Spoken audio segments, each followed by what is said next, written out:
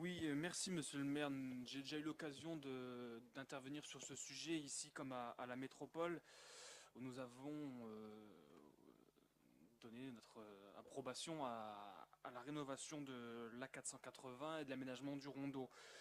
Néanmoins, sur cette délibération, moi, je suis en désaccord sur un élément, c'est la décision de limitation de vitesse à 70 km/h sous le couvert d'une protection soi-disant et des bénéfices qu'apporterait cette limitation à 70 km/h. Alors moi j'ai pu lire le rapport de conclusion de l'étude diligentée par le préfet et cette étude ne met jamais en exergue de manière tranchée comme vous l'avez fait dans cette délibération et comme la métropole l'a fait dans la sienne qui sera présentée vendredi. Euh, on ne voit jamais de manière tranchée ces bénéfices que pourrait nous apporter donc l'abaissement de vitesse à 70 km/h. Et au contraire, ces bénéfices ils sont tellement mineurs, voire insignifiants, puisque je vais vous lire quelques éléments de cette conclusion. Par exemple, en matière de circulation, on nous dit que les deux scénarios sont identiques. En matière d'accidentologie, on nous dit que les deux scénarios, donc je parle de 70 km/h et de 90 km/h, que ces deux scénarios peuvent être considérés comme équivalents. En matière de nuisances sonores, les différences de bruit attendues sont toutefois peu perceptibles pour l'oreille humaine.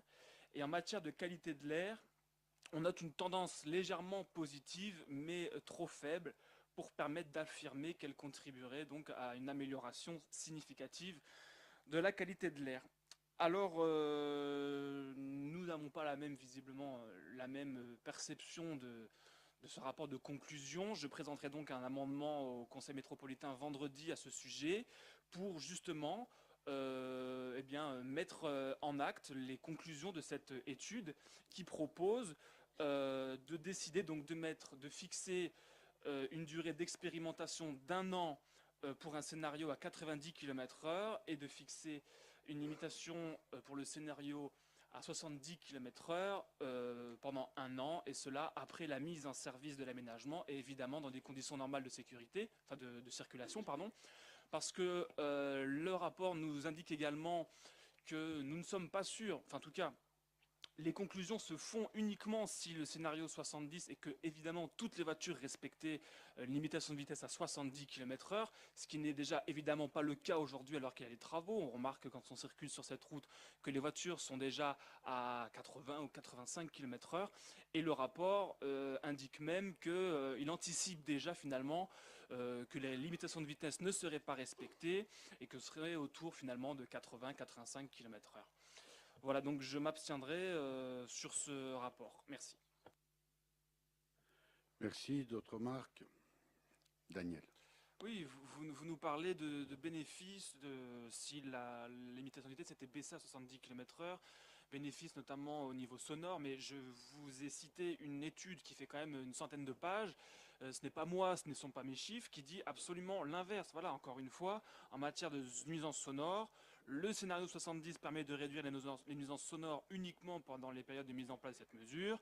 Les différences de bruit sont attendues sont toutefois peu perceptibles pour l'oreille humaine. On parlait aussi de qualité de l'air.